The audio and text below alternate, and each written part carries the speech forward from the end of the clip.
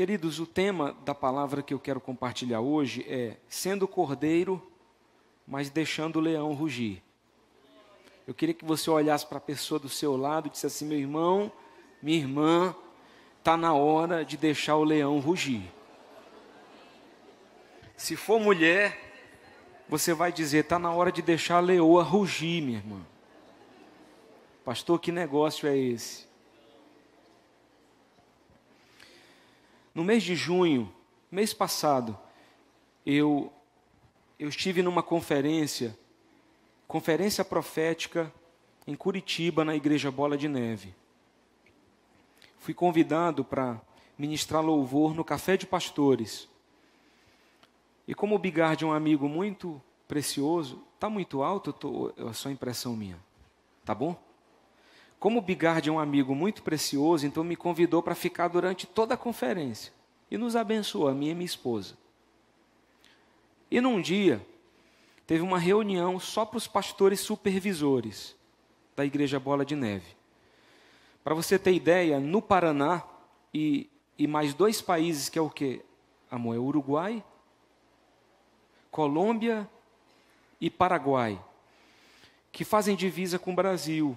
Então, somando-se todas as igrejas nessa região, são 83 igrejas que o Bigard começou. Ele começou a partir de uma sede lá em Curitiba. Então, tinha uma reunião só para os pastores do Bola de Neve, mas não era só para os pastores, era só para os, na verdade, os supervisores. Então, tinha uns 15 pastores que supervisionavam todas essas 83 igrejas nesses 3 países, Brasil, Paraguai e Colômbia. E para minha alegria, eu fui convidado para participar dessa reunião com a minha esposa. Eles tinham trazido um profeta chamado Kevin Liel, um americano e um homem cheio da presença de Deus. E nessa reunião, eu estava lá no meio dos supervisores do Bola de Neve, e eu senti que ele começou a me olhar estranho de longe, ali na frente, e de repente ele disse assim: esse casal aqui, quero falar com vocês dois. Nos chamou na frente. Bigard até brincou com a gente depois, que disse assim: poxa, eu organizo tudo, eu sou o pastor da igreja, eu faço a conferência acontecer e é tu que sai recebendo a bênção. E aquele profeta nos chamou à frente. E ele começou a entregar palavras para mim e para minha esposa. Depois um outro profeta chamado Z, também um americano, pega o microfone e começa a profetizar sobre a minha vida e a vida da minha esposa. E as profecias de ambos, elas se encaixaram. E uma das coisas que Deus falou para mim é: você chegou aqui como se fosse um líder amedrontado, mas você vai sair daqui como um guerreiro.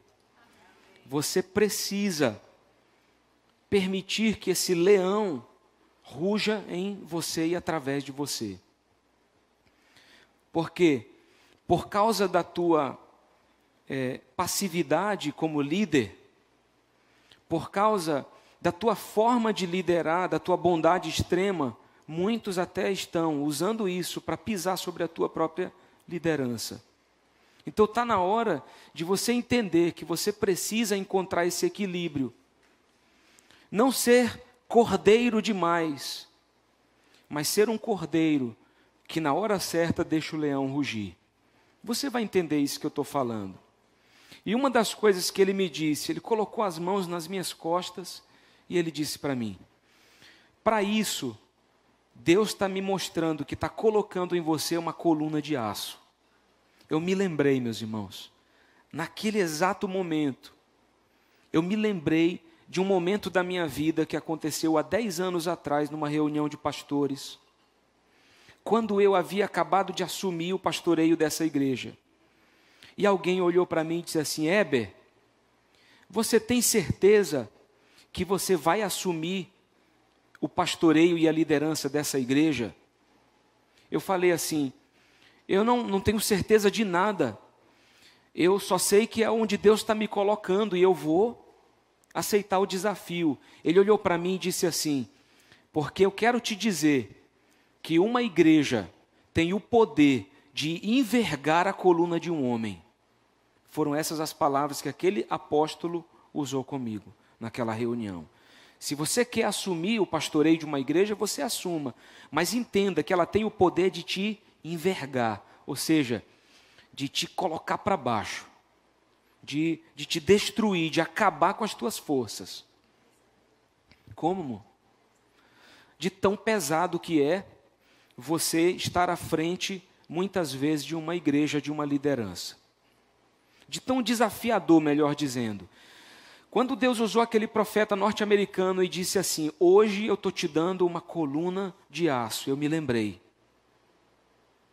Eu me lembrei do exato momento em que alguém me disse que a minha coluna poderia ser dobrada por causa da liderança, por causa do ministério pastoral. Mas agora, 10 anos depois, Deus estava me dizendo: eu estou te dando uma coluna nova. Se nesses 10 anos, em algum aspecto, o ministério te envergou, eu estou te colocando de volta no prumo. E essa coluna que eu te dou agora não pode mais ser envergada, porque essa coluna é uma coluna que eu estou te dando, é celestial. Eu entendo, meus irmãos, que tem coisas que Deus escolhe fazer. Por que Deus usa fulano?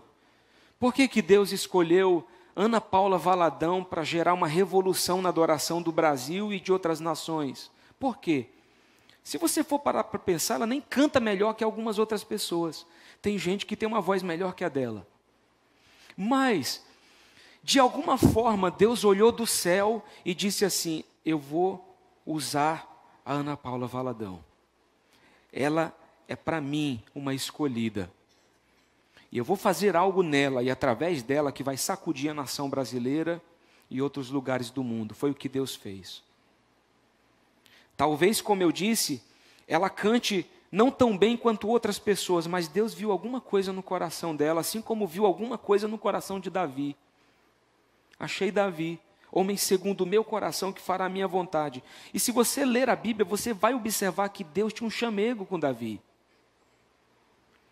Deus não se relacionou com Davi como se relacionou com outros reis. Davi era um cara amado de Deus. É engraçado quando você lê sobre João. E João, ele chega a ser mais engraçado porque ele fala dele mesmo como o discípulo mais amado. Ele escreveu sobre ele mesmo que ele era o mais amado. Mas se você vai ler a Bíblia, você vai descobrir que dos 12, ele era o único que recostava a cabeça no peito de Jesus. Ele, entre os 12, tinha algo especial com Deus, tanto que no final da vida ele recebe revelações tremendas. Isolado, escondido, depois de ter escapado da morte, ele recebe revelações tão poderosas da parte de Deus. Então, Deus escolhe pessoas. Mas o que eu quero te dizer nessa noite é que pessoas que são escolhidas por Deus também precisam se esforçar e buscar vencer certos aspectos da sua vida para que os planos de Deus se cumpram. Para que as promessas de Deus se cumpram. E tem muita gente aqui essa noite olhando para mim, que é crente, que é temente a Deus, que é uma pessoa íntegra, uma pessoa de caráter, mas que tem vivido como um cordeirinho, ao invés de estar vivendo como um leão e rugindo. Tem vivido escondido na timidez, tem vivido escondido na falta de atitude, tem vivido escondido numa mornidão espiritual, não é nem quente, nem frio, é morno. Tem vivido escondido debaixo da liderança de alguém, com medo de tudo, com medo de ousar, com medo de avançar, enquanto você já deveria estar num outro patamar da sua vida, provando coisas muito maiores de Deus, sendo muito mais usado, vivendo coisas muito mais profundas, sendo um canal muito maior da presença de Deus para abençoar outros. Só que você já era para ser leão e você ainda está sendo cordeiro. E a gente precisa entender que existe uma diferença. E nessa conferência, em Curitiba, num domingo pela manhã, eu falei para Deus: Deus, eu estou cansado disso. Eu estou tomando uma decisão na minha vida, e isso vai mudar. Isso vai mudar. Eu vim de uma cultura familiar, nem tanto pela parte da minha mãe, mas uma cultura em que eu não recebi essa segurança paterna. Você já sabe disso, eu já falei isso muitas vezes, em que eu cresci uma criança medrosa, com medo de fazer as coisas e dar errado. Então o medo é tão grande que a gente nem tenta fazer, porque já pensa que vai dar errado. Você tem receios de tudo que você vai fazer, porque você recebeu uma cultura na sua vida. Então, eu me tornei um jovem muito tímido, muito tímido. Eu me escondia no meu quarto, era eu e o meu violão.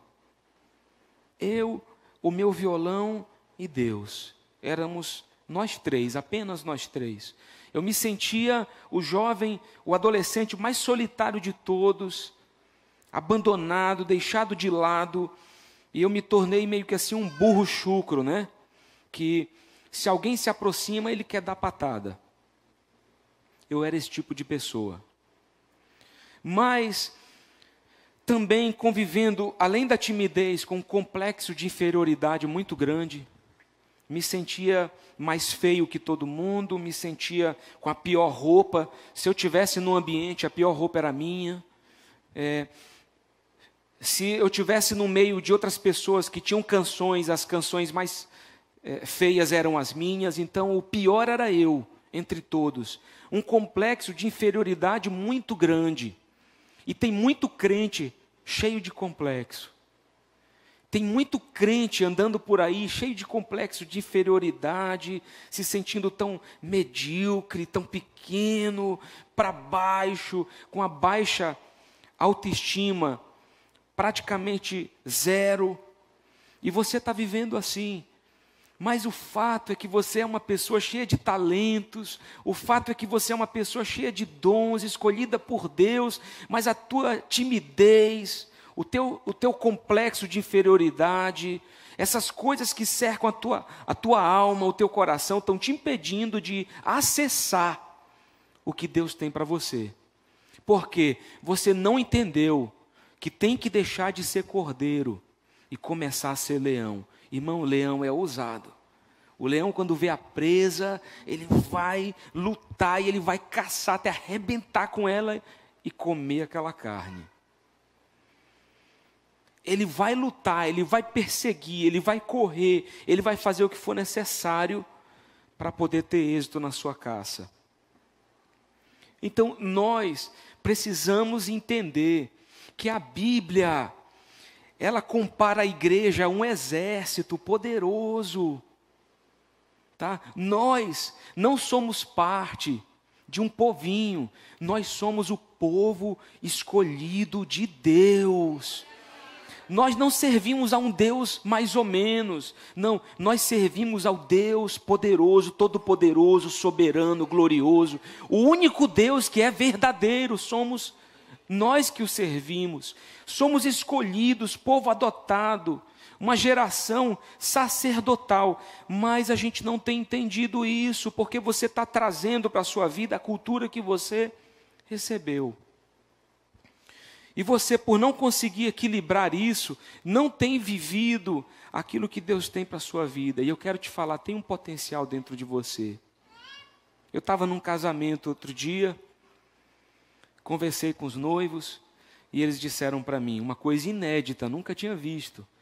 Nenhum dos dois nunca havia participado de uma cerimônia de casamento na vida. Eu nunca tinha visto aquilo, alguém que nunca foi a um casamento. Talvez tenha alguém aqui. Os dois noivos, nenhum deles nunca tinha ido a um casamento numa igreja ou em qualquer lugar, nunca. Então eles disseram, pastor, a gente não sabe como funciona um casamento. Ele todo tecnológico já baixou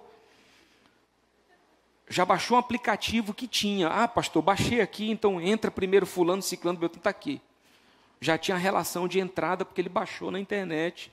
Eu disse para ele assim, eu preciso me preocupar com isso? Não precisa, eu tenho fulana que vai cuidar da entrada. E foi engraçado, estou aqui na frente, o casamento começa, de repente entra uma pessoa na hora errada, o noivo começa a gritar lá de fora, não é tu não, fulana, não era a tua vez agora, eu falei para vocês que a vez era do ciclano, entrou fulano, e o noivo começou a gritar lá de fora a ordem de entrada. Eu não aguentei. Eu parei e fiquei observando aquele negócio. E para completar, ele pediu que fosse tocada uma música para cada pessoa que entrasse. Então o DJ estava doido. E o menino adolescente estava perdidinho, não sabia a hora de botar uma música e tirar outra. Aí eu fui para o meio do salão e falei assim: boa noite, gente. Vocês vão ficar tristes comigo se a gente recomeçar esta cerimônia? Não, pastor, ninguém fica. Aí fui até. Você vai ficar triste, meu irmão? Não, pastor. Então, peraí, vem cá. Organizei a entrada. Quando você entrar e chegar lá no fundo, aí o outro entra. Vamos usar uma música para todos e uma especial para a noiva. Organizei tudo, voltei para a minha posição, fiquei esperando. Foi quando eles entraram. Entraram da forma certa. Depois, minha esposa disse assim para mim: amor, você teve coragem de parar o casamento e recomeçar a cerimônia. Eu disse para ela: eu não sei de onde que me veio isso, eu só sei que eu estava lá, vi o noivo maluco tentando coordenar a entrada, e eu disse assim: peraí, eu sou o pastor da cerimônia, eu estou liderando esta cerimônia, eu vou resolver essa parada. E eu tive uma atitude. Mas você sabe que até pouco tempo atrás, eu teria ficado quietinho no meu lugar, me tremendo inteiro, para a hora que eu tivesse que começar a fazer a minha parte. Eu deixaria aquele pessoal entrar do jeito que estava entrando, desorganizado, de qualquer forma, mesmo sabendo que eu poderia ajudar. Você está entendendo que tem muito crente que sabe que pode fazer, sabe o que tem que fazer, mas não faz. Mas não faz. Você sabe que eu estava aqui agora no louvor, vi o Davi ministrando ali na guitarra, e eu tive uma visão. De repente eu vi como uma porta se abrindo do céu, e uma cachoeira dourada sendo derramada sobre a vida dele. E Deus me falou: as músicas que ninguém tem e que ninguém tem ouvido, eu vou entregar para ele. Eu senti que quando ele tocava a guitarra, algo se movia no reino espiritual. Algo extraordinário estava acontecendo. Então Deus me falou: vai até lá, fala isso para ele e autoriza isso na vida dele. Se fosse numa outra época da minha vida, eu ia ficar ali paradinho no meu lugar pensando: o que é que vão pensar de mim se eu subir no altar na hora do louvor? Esse pastor está doido? O que é que ele está fazendo? Ou então eu ia pensar o seguinte: será que ele está brigando com Davi porque ele está tocando mal? Deve ser, ele subiu lá e está dando um sermão no menino. Mas o Heber de hoje está tentando, eu estou tentando, eu falo como Paulo: não julgo que eu tenha alcançado, mas eu prossigo. Eu estou tentando equilibrar esse meu lado cordeiro, mas também deixando que a minha vida seja guiada para que um leão seja despertado em mim, para que um guerreiro seja despertado em mim. Eu não vou mais permitir que a timidez faça isso comigo. Meus irmãos, quantas vezes eu ia perder bênçãos. Eu me lembro de uma conferência lá na Igreja Batista do Angelim, em que o pastor estava na frente ministrando, não me lembro quem era, mas ele fez uma convocação: os pastores e líderes, venham para frente, vocês têm algo para receber. E eu fiquei na minha cadeira lá, com aquela vontade de ir na frente. Com aquela vontade, meu Deus, eu estou com tanta vontade, mas com a vergonha de ir na frente. Eu me lembro que meu amigo Daniel Alencar, usado por Deus, porque tem horas que Deus te joga mesmo, foi até a minha cadeira e disse assim, me deu um susto, me pegou pelo colo, no colo, igual uma criança, irmão. E saiu me levando para o altar, e me jogou lá na frente. Mas até hoje, eu agradeço a Deus por ele. Outra vez eu estava nos Estados Unidos, e eu tinha que entrar durante uma conferência numa sala de cura e oração. Eu disse assim, cara, eu não falo inglês fluente. para que eu vou entrar nessa sala? Eu não vou entender nem o que vão estar orando por mim. E fui embora. Um amigo meu veio atrás de mim, lá na Califórnia, disse assim: ei, tu já entrou? Ele veio babando, irmão, chorando. Tu já entrou na sala de cura? Falei: não. Rapaz, eu acabei de sair de lá, foi poderoso, foi tremendo. Tu vai entrar, tu vai entrar. Eu não vou entrar, rapaz. Tu vai entrar. Me pegou pelo braço, me levou para a sala. Meu irmão, quando eu entrei naquela sala, uns jovens me cercaram, eu não tive mais como fugir. E começaram a liberar a palavra profética. Pá, pá, pá. E ele, que falava inglês fluente na época, foi traduzindo tudo para mim. Naquele dia, eu fui abençoado de uma forma tão profunda. Mas se eu tivesse sido guiado apenas pela minha timidez, pela minha falta de coragem, eu vou te falar, eu deixaria de ter ouvido coisas muito tremendas de Deus. Tem pessoas que estão perdendo isso porque estão cordeiro demais, enquanto você precisava deixar o leão rugir. Eu não vou pedir que você abra sua Bíblia por causa do tempo, mas eu quero ler alguns textos que vão te mostrar isso na vida de Jesus Cristo. Eu vou começar pela vida de Jesus. Mateus 21:12 diz: tendo Jesus entrado no templo, expulsou todos os que ali vendiam e compravam. Também derrubou as mesas dos cambistas e as cadeiras dos que vendiam pombas. E disse-lhes: está escrito, a minha casa será chamada casa de oração, vós, porém, a transformais em covil de salteadores. Sabe o que é um covil? É uma caverna. Jesus estava dizendo o seguinte: isso aqui não está sendo mais igreja, está sendo uma caverna de ladrões. É o que vocês estão querendo transformar a minha casa. E Jesus foi para cima daquela situação mesmo com gosto de gás. Interessante que em João ele fala sobre o mesmo texto, mas ele traz uma palavra que eu achei tão tremenda. Ele diz assim: tendo feito um azorrague de cordas. Você sabe o que é um azorrague? É um chicote, irmão.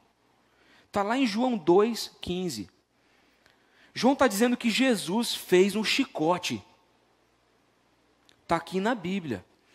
Tendo feito um chicote de cordas, expulsou todos do templo, bem como as ovelhas e os bois, derramou pelo chão o dinheiro dos cambistas e virou as mesas.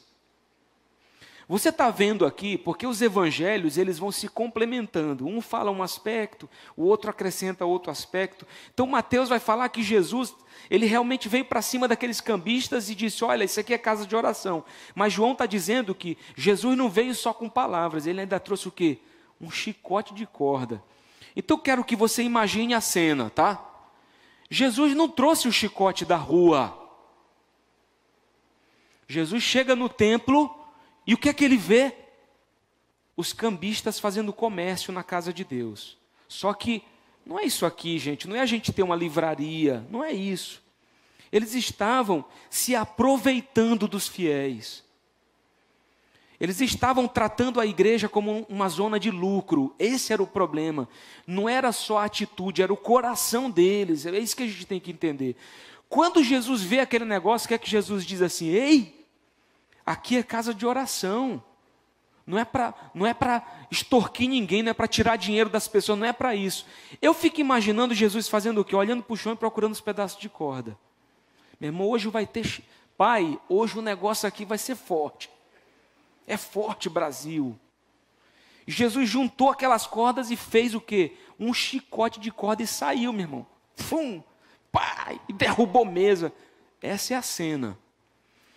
A Bíblia diz que ele derruba o dinheiro que eles estavam ganhando, que ele vira a mesa. Você pode imaginar um Jesus amoroso virando a mesa? Você pode imaginar um Jesus que veio para dar sua vida pela humanidade com um chicote na mão e dizendo assim: eu vou te pegar, tu vai sair daqui hoje, mas vai sair com a costa assada, com chicote.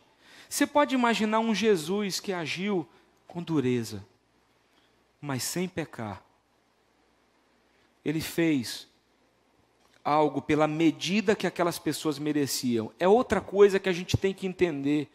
Irmão, não dá para agir igual com todo mundo. Nem dá para agir igual e você ter uma forma de bolo para todas as situações da sua vida. Cada situação é uma situação. Cada pessoa é uma pessoa. Tem gente que só funciona no grito. Tem que gritar. Mas tem gente que se você der uma palavra doce, ele faz. Quem tem mais de um filho aqui? Levanta a mão. Agora vocês que têm aí 12 filhos. Vocês que têm mais de um, dá para criar os dois do mesmo jeito? Não dá para criar os dois do mesmo jeito, né? Aí eu vou citar de novo o exemplo do pastor Ivan, pastora Lúcia, que a Lucivane, né, aquela pessoa tranquila. Mas já tem a Lucélia, que é mais, né, alvoroçada mesmo. É advogada, a mulher vai ganhar muita causa na vida. Mas o pastor Ivan me disse que quando Lucélia apanhava, olhava para ele e dizia assim, não está doendo. Não está doendo, pai. E ele batia mais forte. Continua sem doer. Ele dizia assim, meu Jesus, o que é que eu vou fazer com essa menina? O que é que eu vou fazer com ela? Então assim, um siri na lata, irmão. Cada um precisa reagir de acordo com a situação que se apresenta. E Jesus agiu daquela forma naquele momento. Mas a Bíblia diz que em outro momento, está em Isaías 53, ele foi oprimido e humilhado, mas não abriu a boca. Como cordeiro foi levado ao matadouro, e como ovelha muda. Quem é mudo é quem? Quem não fala. Perante os seus tosqueadores ele não abriu a boca. Eu não sei se você já viu um vídeo na internet ou ao vivo, aqueles caras com a máquina tirando a lã das ovelhas. A bichinha não se defende para nada, irmão. Ela fica paradinha e o cara está lá depenando ela, tirando tudo, tirando toda a lã, deixando a bichinha sem roupa. Não diz nada. A Bíblia diz que como esse tipo de ovelha, Jesus foi para o matadouro. Sabe por quê? Jesus não era culpado, mas ele sabia que estava levando sobre si os nossos pecados. Ele não podia se defender. Era a missão dele, era o propósito dele. Tem momentos na vida que você tem que ficar calado e engolir o sapo, irmão, e dizer, Deus me ajuda. Mas tem momentos que você não pode, você tem que reagir. Porque se você engolir sempre, não. Tem hora que você vai ter que falar, eu me lembro do Zagallo, né? Dizendo, vocês vão ter que me engolir, porque falaram tão mal dele, mas ele ganhou a Copa. Aí ele botou tudo para fora, o que ele tinha para botar. Ele deixou o leão que estava escondido rugir quando ele teve aquela vitória. Ele ficou tão emocionado. Então tem momentos e momentos. Tem hora e outra hora. Eu me lembro de uma vez, há uns 9 anos atrás, para quase 10, eu precisava de R$50 para fazer o pagamento de uma conta na igreja. Naquela época, ainda era eu que ia para o banco fazer os pagamentos. Eu cheguei para o pastor Ivan e disse, pastor Ivan, não, irmão Ivan, você pode me dar R$50 porque eu preciso pagar tal conta da igreja, está aqui. Sabe o que ele fez? Porque a gente tinha vindo de um escândalo financeiro tremendo. Você não pode imaginar se você não estava na época. Ele, para se proteger, para me proteger, para nos proteger, pegou o telefone na minha frente e ligou para todos os membros da diretoria da igreja. Na época era Bília, Jaime, irmão Roberval, ele ligou de um por um. Bília, o irmão Heber está querendo R$50 para pagar uma conta, posso dar? Pode. Jaime, irmão Heber está querendo R$50 para pagar uma conta da igreja, posso dar? Pode. Ligou de um por um na minha frente. Na hora, me subiu assim uma coisa tão ruim, que eu disse assim, meu Deus, mas eu nunca roubei ninguém na vida. Eu estou me sentindo um ladrão. Ele tinha que fazer isso. Ele tinha que fazer. Tanto que até hoje ele é o tesoureiro da igreja. Eu não sei nem o que eu faria sem o pastor Ivan. Então, ele tinha que fazer. Mas na época, Deus falou para mim assim, fica na tua. engole esse sapo. Primeiro você anda com o povo, depois o povo vai andar com você. 10 anos se passaram. Tudo o que eu faço, eu presto contas com esse homem. Tem tudo anotado, tudo anotado. Notas fiscais e tudo que é necessário. Mas hoje em dia, ele sabe que não precisa mais ligar para todo mundo, se a gente precisa pagar alguma conta, se a gente precisa gerenciar os recursos da igreja, porque tudo isso está sendo aplicado à vista de todos. Eu não tenho mais o que provar. Então hoje, 10 anos depois, eu também não aceitaria mais me submeter a uma coisa como essa. Depois de 10 anos de trabalho, eu também tenho que prestar conta, é claro. Eu não estou independente de tudo. Não, eu preciso. Mas desses 10 anos eu provei que aquilo que entra é utilizado para que o reino de Deus se expanda. É investido em vidas. Então, você tem que às vezes entender que o tempo vai passar e você pode ter atitudes que você não pode ter agora. Mas eu estou falando especialmente de coisas que você já pode viver hoje, que você não está vivendo ainda. E nós temos que entender que Jesus, ele era alguém equilibrado nesse ponto. Ele soube ser cordeiro. Ele deu a sua vida como cordeiro, mas ele ressuscitou como o leão da tribo de Judá. Aleluia. Aleluia. Aleluia. Jesus foi o mesmo que disse: raça de víboras, vocês são como uma árvore podre por dentro, um sepulcro caiado. Mas Jesus foi o mesmo que disse para aquela mulher adúltera. E diante de todos ele disse: quem não tiver pecado, então atire a primeira pedra. Onde estão teus acusadores? Não sei, Senhor. Ele disse: então nem eu te condeno. E ele podia. Nem eu te condeno. Vá em paz e não peques mais. Para uns ele disse: vocês são víboras. Mas para aquela mulher pecadora ele disse assim: você está perdoada, segue teu caminho em paz. Não peca mais não. Jesus sabia agir de acordo com a necessidade do momento. E nós temos que entender que para cada ocasião e pessoa existe uma forma de agir. Nós não poderemos aprender melhor sobre esse assunto do que com o nosso amado Senhor e Salvador Jesus Cristo. E nós aprendemos essas lições com eles. E aqui entra uma palavra da qual eu gosto muito, chamada equilíbrio. Você pode dizer comigo, equilíbrio. Olha para o irmão do seu lado, mas diga com mais força. Seja alguém equilibrado, meu irmão. Seja equilibrada, minha irmã.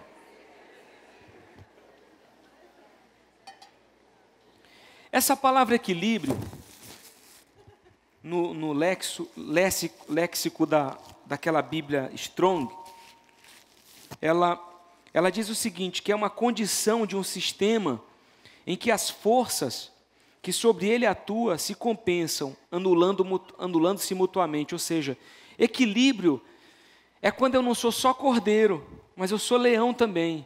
Eu não aceito tudo passivamente, eu também luto quando é necessário. Então isso se compensa. É uma posição estável de um corpo, sem oscilação ou desvio. É quando você põe o prato na balança. Você já foi nesses restaurantes, irmão? De self-service, né? Tem uns irmãos que a gente tem que orar por eles. Assusta a gente, mas não é disso que nós estamos falando, tá? Mas a gula é pecado, irmão, só para deixar claro. Você chega, tem aquele peso do prato, não é? Então a pessoa tem que compensar, ela põe primeiro o prato, tira aquele peso da balança, para quando você pôr, contabilizar só a comida. Então, é como se você estivesse colocando as coisas de maneira equacionada, você está equilibrando o peso das coisas e a medida disso na sua vida. E caminhando, nós temos que mudar essa cultura de passividade e de medo. Tem hora de orar e tem hora de agir. Tem momentos em que nós temos que buscar uma resposta de Deus. Agora eu não entendo. A pessoa está orando e dizendo: Deus, fala comigo. Me mostra, Senhor, onde eu tenho que servir na tua casa. Meu Deus, me dá uma palavra. Aí vem um pastor, chama a pessoa e diz assim: irmão, nós estamos precisando de ajuda numa área aqui. Tal ministério. Senhor, será se és tu mesmo? É claro que é Deus, meu irmão. É claro que é Deus, você só tem que dizer: tá bom, eu vou. Eis-me aqui. Meu Senhor, será mesmo que o Senhor está falando? Mas se você pediu a resposta e alguém vem te convidar, é de Deus. A gente tem que parar de ser medroso desse jeito. Disse o Senhor a Moisés, lá em Êxodo 14, por que tu clamas a mim, Moisés? Por que você está orando ainda, rapaz? Fala aos filhos de Israel que marchem. Eu já tirei vocês do Egito, minha gente. Vocês não estão mais lá, vocês estão caminhando para ser libertos. Eu já disse para vocês, sou eu que estou fazendo. Poxa vida, Moisés. Tu não já viu vara virar cobra, tua mão ficar leprosa? Eu te mostrei tanta coisa. Eu falei contigo no meio de uma sarça ardente que não se consumia. Meu filho, acorda, pelo amor de Deus. Entra nesse mar. Eu estou contigo. E Deus fala assim mesmo: Moisés, porque tu ainda está clamando, diz ao povo para marchar. E tu levanta o teu bordão, estende a mão sobre o mar e divide-o, para que os filhos de Israel passem pelo meio do mar com pés secos. Moisés está contigo. Isso se resume muito em como nós, por exemplo, tratamos nossos filhos, né? Quem um pai que ama quer ver seu filho voar, quer ver, né, o filho crescer. Mas crescer dói, irmão. Superar um crescimento dói. Meu pastor sempre diz que nós temos que saber lidar com os problemas de maneira correta, para que eles não cresçam. Tem problema que se você não mexe, ele se resolve. Tem problema que se você mexe, ele piora. Lembra daquele ditado que é muito feio, que eu não vou falar, que nós estamos na internet? Aquela coisa que quanto você mais mexe, ela libera um... É isso aí, irmão. Então tem gente que não sabe mexer, que age na hora errada, que mexe a peça errada e tem problema. É medo de tomar decisão. Às vezes na vida nós temos que nos arriscar, meus irmãos. É medo de se mover em fé. A prudência é importante, mas a prudência exagerada vai impedir muitos de nós de vivermos o melhor de Deus. Olha o que Deus diz para Abrão na época. Ei, sai da tua terra, da tua parentela e da casa do teu pai e vai para a terra que eu te mostrarei. De ti farei uma grande nação e te abençoarei e te engrandecerei o nome. Seja você uma bênção. Entenda que Abrão não sabia que terra era essa. Ele estava conhecendo Deus ali. Ele não sabia que lugar era esse, mas o que ele fez? Ele obedeceu. Por isso que nós o consideramos também o pai da fé. Porque ele exerceu uma fé tremenda para poder seguir aquele comando de Deus. Nós temos que ser mais ousados, meus irmãos. A Bíblia diz em Josué: tão somente seja forte. Escute isso como se fosse para você. Tão somente seja forte, muito corajoso, para teres o cuidado de fazer segundo toda a lei que meu servo Moisés te ordenou. Dela não te desvies, nem para a direita, nem para a esquerda, para que sejas bem-sucedido por onde quer que andares. Se Deus está com você, eu quero te falar que nada vai te vencer, porque Ele está te apoiando. Jesus disse assim aos 70, eis aí, vos dei autoridade para pisar de serpentes e escorpiões. Hein, pastor Israel, daquela porta lá. De pisar de serpentes e escorpiões e sobre todo o poder do inimigo, e nada, absolutamente nada, vos causará dano algum. Irmão, olha para esse irmão do seu lado com um olhar de profeta, que comeu muito feijão, que não está com fome, mas que está assim, feliz. E olha assim, meu irmão, você tem autoridade. Tem gente que não está ouvindo, fala, meu irmão, você tem autoridade. Foi Deus que te deu, meu irmão. Foi Deus que te deu. Nós temos que parar de fugir e partir para a luta. Nós vivemos numa cultura em que as pessoas trazem sempre as coisas para o lado pessoal. Entenda que tudo isso não é pessoal, mas é pela excelência do que nós fazemos para o reino de Deus. Não é contra você, a nossa luta não é contra carne nem sangue, é contra principados, potestades, é contra demônios que nós estamos lutando. Mas infelizmente nós estamos perdendo muitas dessas bênçãos também por não sermos constantes. A Bíblia diz em 1 Coríntios, portanto, meus amados irmãos, sede firmes, inabaláveis e sempre abundantes na obra do Senhor, sabendo que no Senhor o vosso trabalho não é vão. E eu estava dizendo ontem na reunião de líderes, que os cristãos inauguraram um negócio de me dar um tempo. Eu preciso de um tempo para repensar o meu ministério, a minha vida. Eu preciso. Irmão, tu não é filósofo grego. Pois todas as nossas crises, eu, pastor Remes, quem está à frente dessa igreja, tem enfrentado essas crises pastoreando e lutando. Mas os crentes estão inauguraram esse negócio de me dar um tempo para eu pensar. Enquanto tu pede tempo, tem gente indo para o inferno. Porque você podia estar usando o que Deus te deu para resgatar vidas, mas você precisa de um tempo para filosofar, para pensar numa coisa que talvez você nem sabe no que você está pensando. A Bíblia diz, se porém algum de vós necessita de sabedoria, peça a Deus que a todos dá liberalmente, nada lhes improspera, e se lhe é concedida. Peça, porém, com fé, em nada duvidando, pois o que duvida é semelhante à onda do mar, impelida e agitada pelo vento. Não suponha esse homem que alcançará do Senhor alguma coisa, homem de ânimo dobre, inconstante em todos os seus caminhos. Tiago 4,8 diz, chegai-vos a Deus, Ele se achegará a vós, purificai as mãos pecadores e vós que sois de ânimo dobre, limpai o coração. Irmão, eu quero te dizer que eu já vivi muito essa duplicidade na minha vida. E até hoje, às vezes, eu preciso lutar contra isso. Mas tem tanta gente que num dia está tão animada, no outro está tão desanimada, às vezes sem explicação. E por qualquer coisa que acontece, está querendo entregar o ministério, está querendo deixar de servir, está querendo deixar de vir à igreja. Ao invés de estarem avançando no reino de Deus, as pessoas estão muitas vezes nessa oscilação espiritual. Um dia muito bem com Deus, um dia não tão bem com Deus. Um dia orando mais, outro dia não orando tanto. Um dia lendo a Bíblia, outro dia não lendo mais.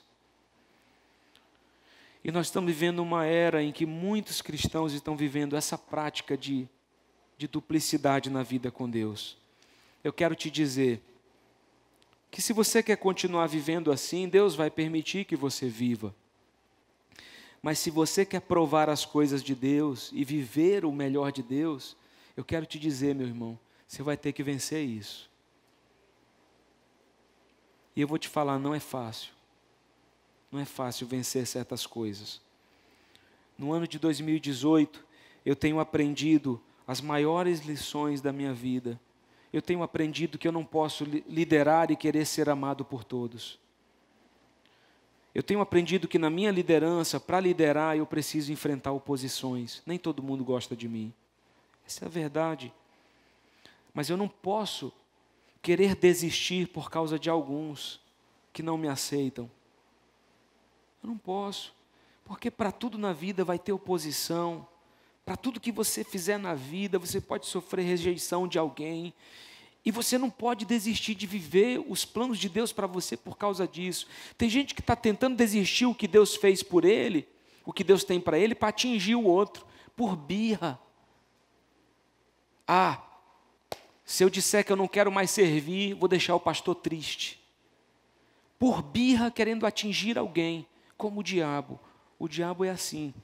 Ele não pode atingir Deus diretamente. Então ele está tentando destruir pessoas que Deus ama para mexer com o coração de quem Ele realmente quer atingir.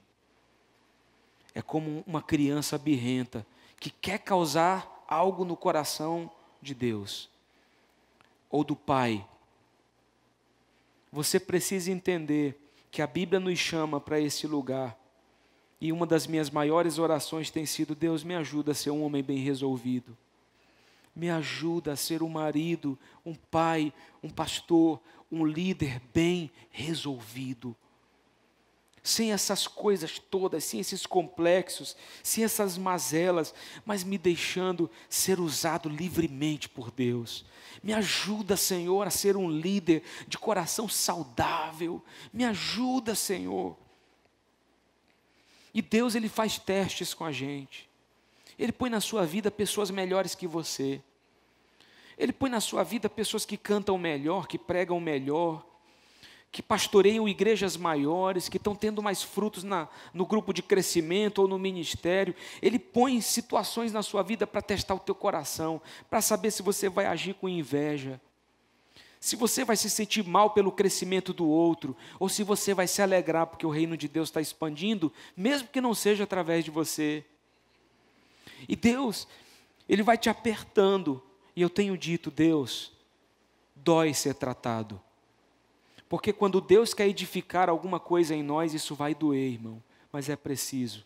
E eu tenho dito: Deus, tem doído o que Tu tens edificado em mim, mas eu quero ser tratado. Eu quero ser tratado. Eu quero que o Senhor trate a minha vida. Eu quero que o Senhor me torne alguém bem resolvido. Eu vou passar pela dor, mas eu vou ser tratado. E eu também serei relevante com a minha vida. Aí tem gente que admira os grandes pregadores, mas você não sabe o que esses grandes homens passaram para chegar até onde estão. Jesus Cristo, Ele era o Filho de Deus, enviado por Deus como cordeiro para tirar o pecado do mundo. Mas o seu nome não foi exaltado só porque Ele veio como filho. O seu nome foi exaltado porque Ele decidiu também dar a sua vida na cruz do Calvário.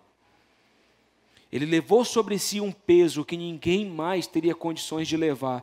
Por isso, pelo seu sacrifício, pela sua vitória, o seu nome foi exaltado ao mais alto nível que um nome poderia ser exaltado. Não tenha medo, e eu termino, não tenha medo de ser quem você é. Temos medo de ofender os outros e assim nos oprimimos. Temos que parar de levar tudo para o lado pessoal, como eu disse antes. A gente tem medo de corrigir, a gente tem medo de apontar quando o outro erra, porque a nossa cultura paraense é essa cultura de deixar passar muitas vezes. Me perdoa se você é paraense, irmão, mas a verdade é que a gente tem uma descendência indígena, de deixar a coisa rolar. A gente não está muito disposto, muitas vezes, a combater o problema de verdade, mas a gente finge que ele está resolvido, os anos se passam, mas a ferida continua lá. Então nós temos que ter esse medo. Nós somos uma geração de cristãos melindrosos, a gente não pode ouvir uma crítica, irmão, que fica chorando e com pena de si mesmo. A gente não pode ouvir uma palavra de crítica, nem que seja construtiva. Ei, irmão, você é uma bênção, mas tem essa área da sua vida para melhorar. Você ignora tudo de bom e só escuta aquilo que precisa melhorar.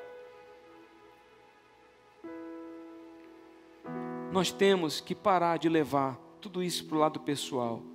Isso não se trata apenas de nós, mas se trata de um propósito muito maior. Se trata dos planos de Deus se estabelecendo sobre a humanidade. Enquanto muitas vezes você que é um soldado do exército de Cristo, está passando a noite sem dormir, porque alguém te ofendeu com a palavra.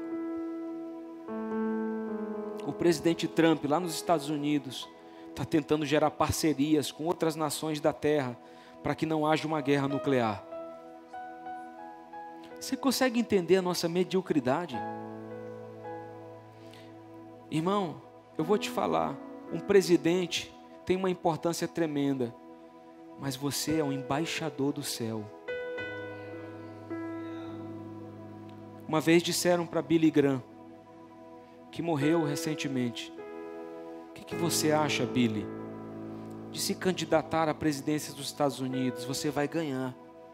Você vai ganhar. E ele disse assim: eu jamais me rebaixaria de função. Eu sou um embaixador do reino de Deus. Essa é a função mais alta que eu posso ocupar na minha vida. Mas tem muitos cristãos se sentindo assim, tão medíocres, pensando em coisas tão pequenas, às vezes não se permitindo nem sonhar grande, mas tendo sonhos pequenos, porque eu nasci num bairro pobre, eu sou pobre, de família pobre, é só isso aqui mesmo que eu posso ter. Não se permitindo ter sonhos maiores, não se permitindo sonhar além para conquistar sonhos maiores, porque está olhando muito para a sua própria pequenez. A Bíblia diz que Davi estava escondido atrás das malhadas. Nem o pai dele acreditava nele, é o que eu penso. Porque quando o profeta Samuel foi para ungir um dos filhos de Jessé, Davi não estava entre eles. E ele disse assim: Jessé, são todos esses teus filhos? Não é nenhum deles o rei. E ele disse: não, tem mais um. Está cuidando de ovelha. É um pastor. Um menininho franzino, ruivo, pequenininho. Igual assim, pastor Max. Né? É um hobbit, ele é pequenininho. Manda chamar esse rapaz. Quando Davi entra, Deus já tinha dito para Samuel: não olhe para a aparência. Porque eu não vejo a aparência, eu vejo o coração. Davi, ele podia não ter a estatura física de um guerreiro, mas ele tinha um coração de guerreiro. Para proteger as ovelhas do pai, já tinha matado urso e leão. E depois ainda mata um gigante. Irmão, às vezes a gente se pergunta: será, Senhor? Você pode sonhar. Você pode querer coisas maiores. Você pode ser mais leão. Você pode ser alguém que vai lutar pelas coisas que você quer, não aceitando com passividade as circunstâncias ruins da vida, não aceitando com passividade aquilo que o diabo tem tentado fazer. Deus entregou seu filho para morrer na cruz do Calvário pelo mundo inteiro, por mim e por você. Nós temos que ser curados das nossas enfermidades pessoais. Eu repito: complexos de inferioridade, baixa autoestima, o fato de não saber receber uma simples crítica. E se for uma crítica destrutiva, meu irmão, analisa o que é bom, e o que não é bom para você, descarta e joga fora. Não deixa aquilo te consumir, porque se você sabe quem é, as más críticas não vão te destruir. E eu conto aquela historinha do meu filho chateado comigo, e subindo a escada do apartamento em que moramos, ele disse: pai, eu estou pensando em sair e procurar outro pai. Minha esposa estava lá, ela se lembra: como é, rapaz? O senhor não está muito legal, eu vou procurar outro pai. Você fica à vontade, pode ir. Não, depois. Mas você sabe que eu fui para o quarto pensando naquele negócio. O cara quer procurar outro pai, porque acha que vai encontrar um pai melhor do que eu estou sendo para ele. Mas você sabe que na hora eu orei, eu falei: Deus, eu sei que eu sou um bom pai. Eu sei que eu sou um bom pai. Eu chamei ele e falei: João, eu sei que eu sou um bom pai, meu filho. Você tem que parar de falar bobagem. Você é uma criança, mas você já tem que começar a aprender. Porque eu tenho a convicção de que eu estou sendo o melhor pai que eu posso ser para você. Mas eu poderia ter deixado aquilo me acabar por dentro. Deus, que tipo de pai eu estou sendo? Eu sou um miserável mesmo. E eu poderia ser, mas não era o que eu via na minha conduta paterna. Então não permiti que aquilo descesse para o meu coração.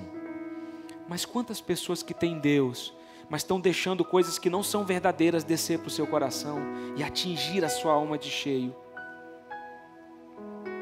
Temos que ter a certeza de quem somos.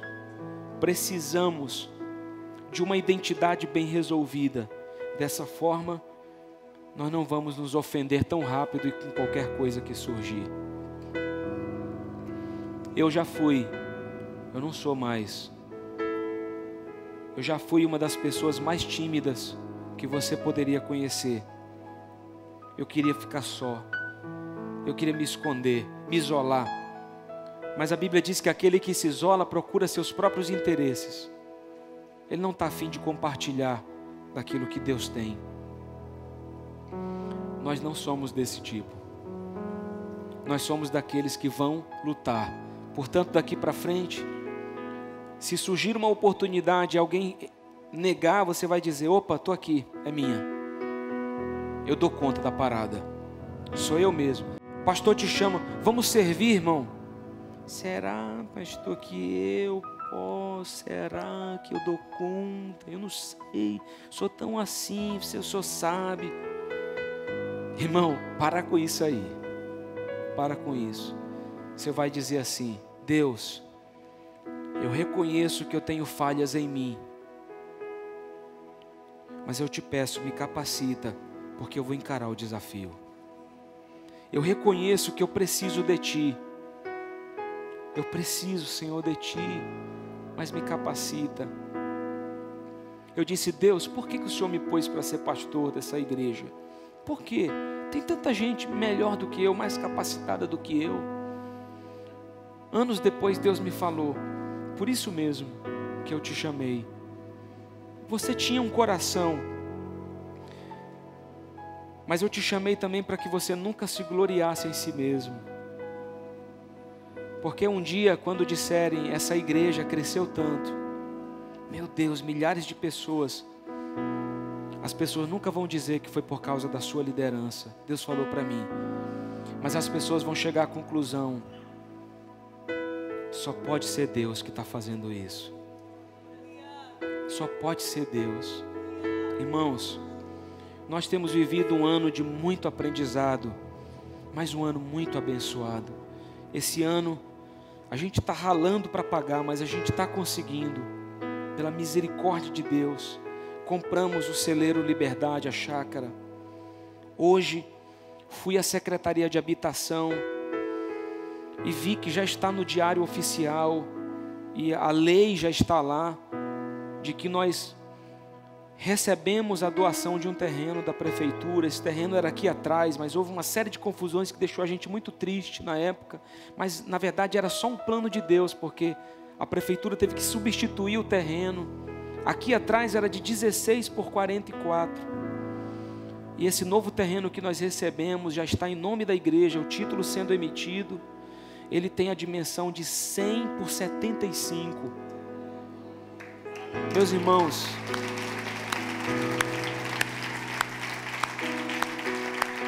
só Deus. Eu estava lá hoje com o pastor Emerson orando e pensando: vamos fazer um templo para 5.000 pessoas aqui, um para 1.000 aqui. Vamos fazer um restaurante, um parque infantil, um parque de exercícios físicos numa praça ao ar livre, exercício ao ar livre, um estacionamento aqui, um prédio com salas ministeriais.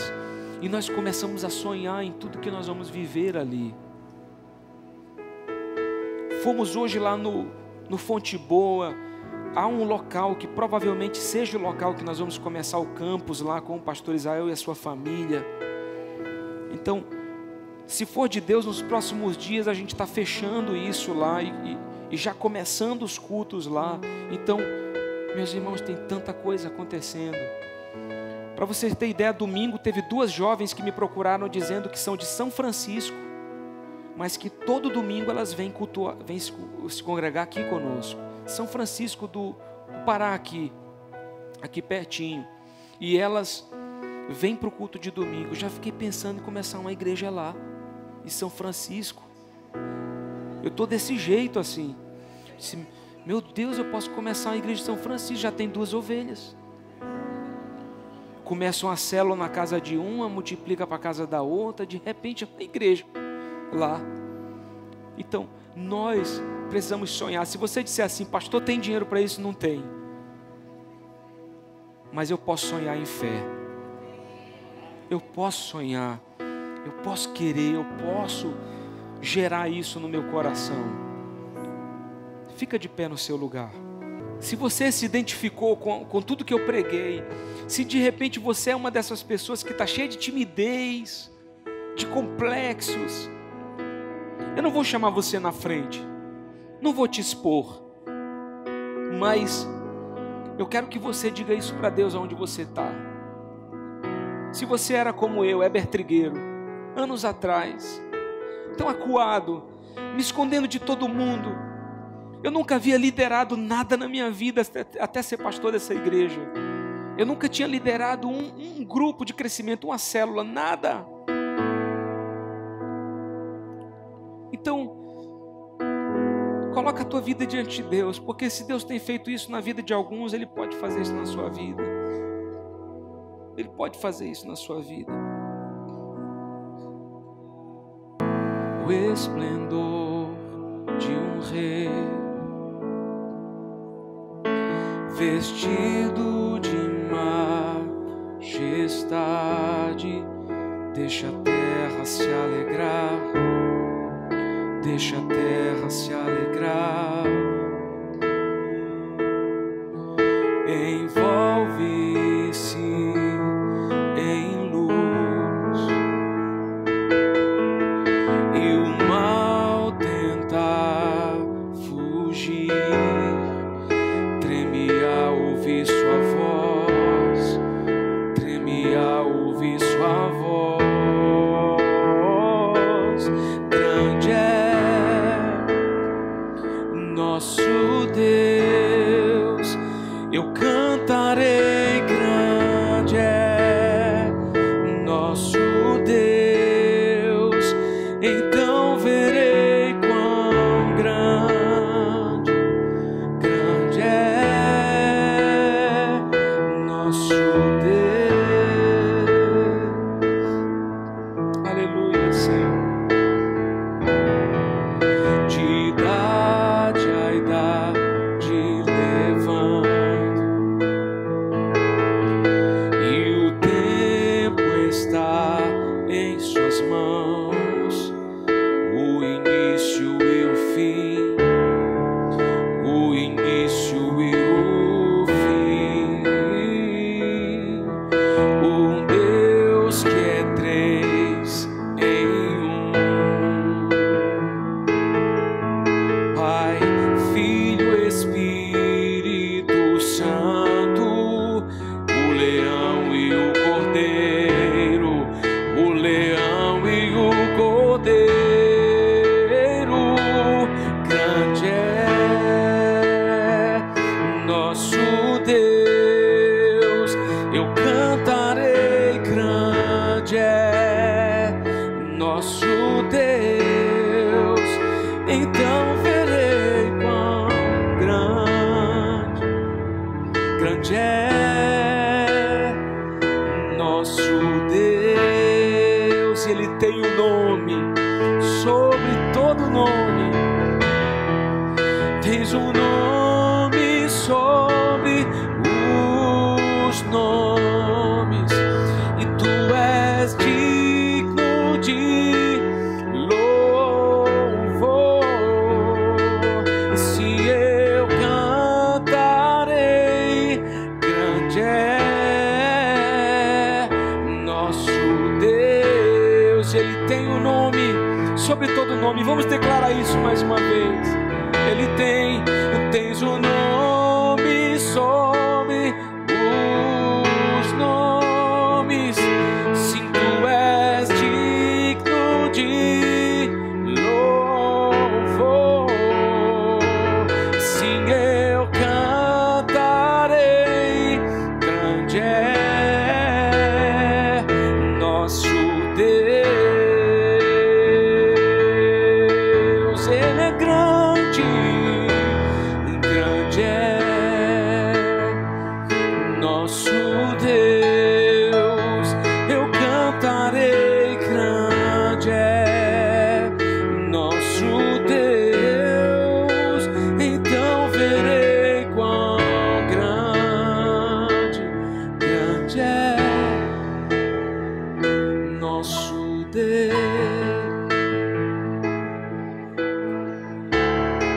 Senhor, diante da tua grandeza e majestade, nós nos submetemos e nos humilhamos, reconhecendo o quanto precisamos de Ti, reconhecendo o quanto nós, seres humanos, somos limitados e inconstantes em tantos aspectos, mas o Teu Espírito, que veio como Consolador, decidiu habitar em templos feitos de carne, não em templos feitos por mãos humanas, em templos suntuosos, mas o Teu Espírito decidiu habitar em nós. E a Tua palavra, ela afirma que maior é aquilo que está em nós então, do que aquilo que está no mundo. É o Teu Santo Espírito, é a Tua presença, é a divindade dentro de nós. E em Ti, Senhor, nós podemos. Por isso, pelo Teu poder sendo derramado nesse lugar, eu peço agora e declaro: toda timidez seja destruída agora, seja destruída agora da sua vida. No lugar da timidez, o Senhor está colocando coragem, ousadia, intrepidez, força. Eu declaro que todo complexo de inferioridade, toda baixa autoestima, toda depressão, eu te repreendo agora. Eu declaro a tua destruição agora, pelo poder do nome de Jesus. No lugar disso tudo, Senhor está colocando dentro do teu coração a alegria, o bom ânimo. Senhor, eu declaro que em nome de Jesus todo desequilíbrio no ânimo, todo ânimo dobre, isso não faz mais parte das nossas vidas. Nós não somos cristãos que vivem numa gangorra espiritual. Não somos pessoas que vão aceitar viver numa gangorra emocional, um dia bem, outro dia não bem. Eu repreendo todo o desequilíbrio desse lugar, de cada vida aqui.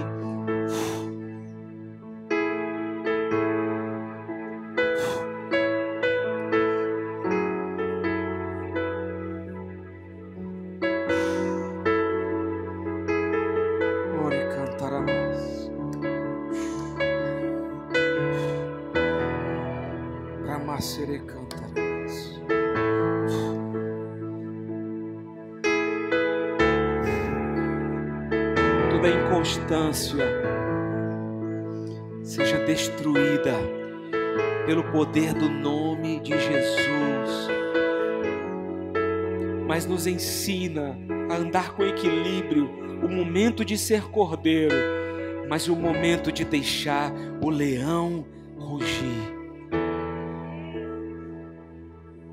Nós não estamos do lado derrotado, Senhor. Nós fazemos parte do exército mais do que vencedor. Mais do que vencedor. Por isso eu declaro, pelo poder do nome de Jesus, sonhos do céu se realizando neste lugar. Planejamentos do teu coração, Pai, se realizando. Leva os teus filhos a sonhar mais alto. Leva os teus filhos a ter sonhos mais ousados. Leva-nos, Senhor, como teus filhos, a viver uma vida em fé, entendendo o poder da palavra, profetizando. Eu quero que você erga suas mãos e profetize sobre algum sonho que Deus te deu, algum sonho que para você pode parecer impossível e distante. Meu irmão, profetiza agora. Você está debaixo de uma unção, você está debaixo de uma graça nessa noite. Respeite essa unção e essa graça. Creia e profetiza em nome de Jesus. Profetiza. Eu profetizo o campus. Eu profetizo o campus Nova Estrela ali, o Fonte Boa. com toda a estrutura necessária, com centenas de vidas ali, milhares de vidas ali, servindo o Senhor. Eu profetizo sobre o campus Imperador, a glória do Senhor entrando naquele bairro, e o Senhor trazendo tantas vidas para perto de si. Eu profetizo, Deus, a quitação da chácara. Eu profetizo a construção do templo do Campus Jardins. Eu profetizo, Deus, todo esse sonho, essa planta que está na minha cabeça, a construção dos templos e de toda a estrutura. Eu profetizo, eu chamo a existência, eu chamo a existência no reino espiritual, o recurso financeiro, eu chamo a existência, a realização de cada um desses sonhos. E eu vejo, Senhor, que Tu tens prometido uma onda de avivamento varrendo o estado do Pará, uma onda de avivamento que vai varrer o Pará e chegando à nação brasileira, uma onda de avivamento, Senhor. Eu profetizo que nós não vamos nos perder nessa onda, nós não vamos perder o time, nós vamos ter o tempo, Senhor, certo, e vamos ter o discernimento do Teu Espírito. Eu profetizo no meio dessa multidão, livros sendo escritos, CDs sendo gravados. Eu profetizo em nome de Jesus, missionários sendo levantados, pastores, mestres, evangelistas, apóstolos. Eu profetizo os 5 ministérios se levantando nessa igreja. Eu profetizo a glória do Senhor se estabelecendo. Eu profetizo os céus abertos sobre esse lugar, sobre essa cidade. Eu profetizo a glória do Senhor nesse lugar se estabelecendo e os planos do coração de Deus se realizando. Eu declaro essa raiz de avivamento sendo regada agora por nossas lágrimas, por nossos corações. Regamos essa raiz de avivamento e profetizamos toda a promessa do Senhor sobre esse lugar se cumpra, se cumpra, se cumpra, aconteça, se realize, em nome de Jesus, em nome de Jesus, em nome de Jesus. Eu profetizo, Senhor, que aqueles que estão de trás das malhadas serão trazidos para um lugar aonde farão realmente a diferença.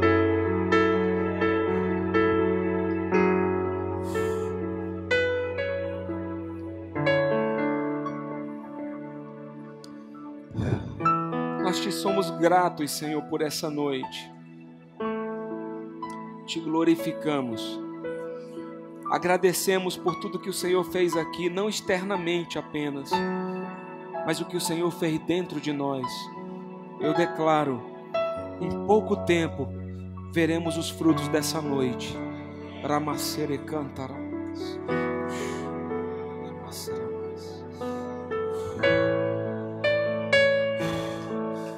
Ramacere cantaramari chora. Louvado seja o nome de Jesus. Exaltado seja o nome de Jesus. Oh, que o nome de Jesus receba a honra, a glória, o louvor, a adoração, o nome de Jesus. Oh, o nome de Jesus. Você pode aplaudir esse nome. Você pode aplaudir esse nome. A Ele toda a honra, todos esses aplausos a Ele. Jesus, Jesus. Oh, Jesus.